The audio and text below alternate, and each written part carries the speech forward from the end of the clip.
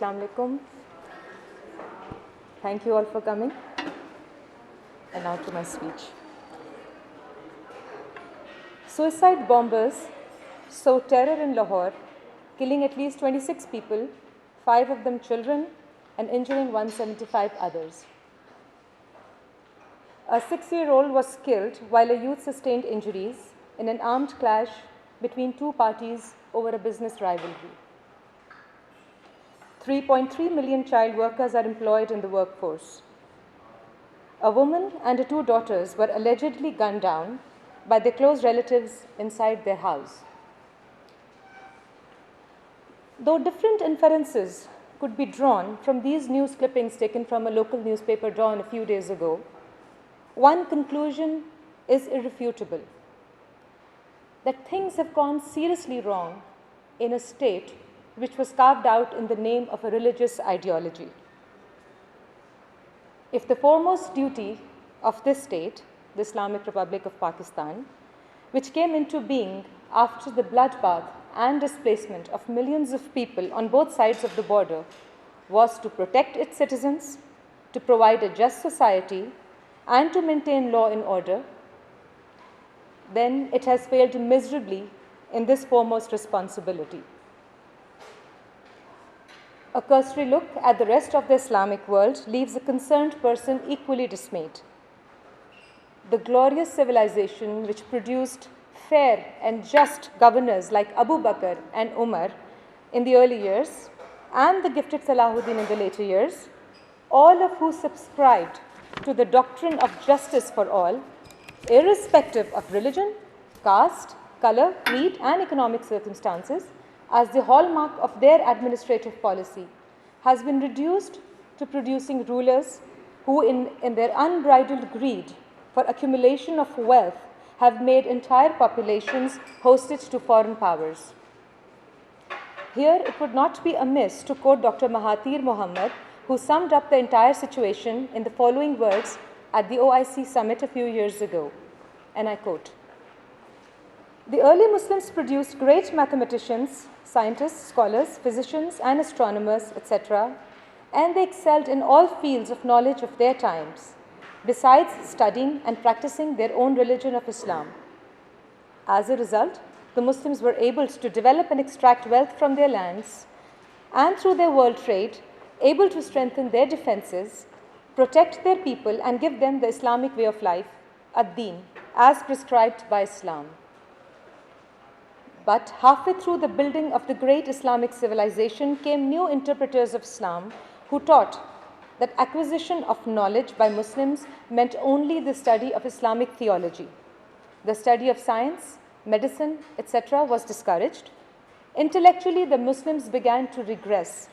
With intellectual regression, the great Muslim civilization began to falter and wither." Unquote. This retardation of moral, ethical, and intellectual growth in the Muslim world was diagnosed ably by Dr. Mahathir.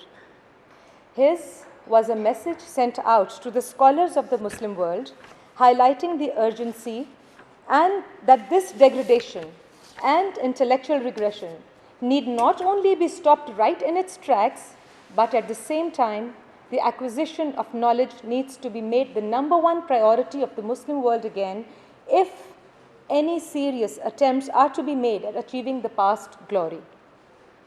The root problem seems to lie in the interpretation of the scriptures, the Quran, which, instead of being treated as a complete book on the code of life, has simply been reduced to a book of Islamic ideology. Sadly, our contemporary bigoted scholars seem to regard it as a book which has frozen in time and needs to be interpreted keeping in mind the conditions prevalent 1400 years ago.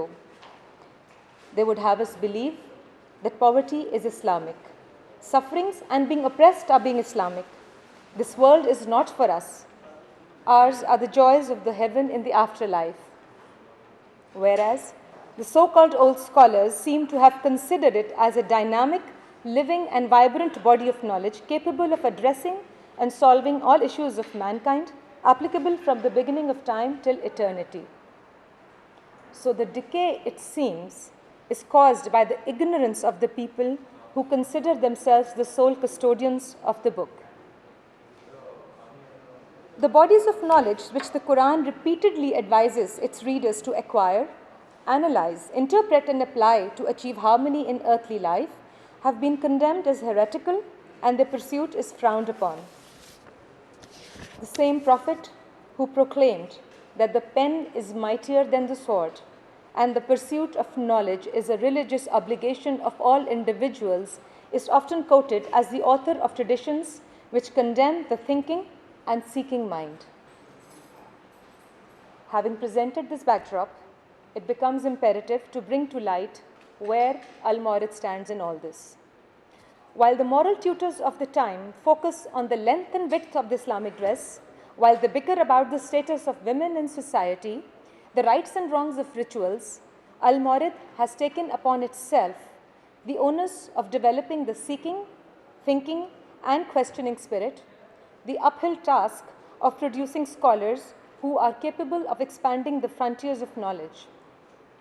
It imparts the vision of the larger canvas it aims to paint, and it gives us the hope that if we are to recover our dignity and that of Islam, it is we who must decide, and it is we who must act.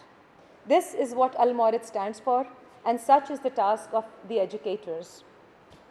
Last but not the least, for the lack of a better expression, I borrow and present these lines from Iqbal's Jawab-e-Shikwa. चश्मे अक़वाम से मख्फी है हकीकत तेरी, है अभी महफ़िल हस्ती को ज़रूरत तेरी, ज़िंदा रखती है ज़माने को हरारत तेरी, कौकब क़िस्मत इम्कान है खिलाफत तेरी, वक्त फ़ुर्सत है कहाँ, काम अभी बाकी है, नूर तौहीद का इत्माम अभी बाकी है. Thank you. ये थी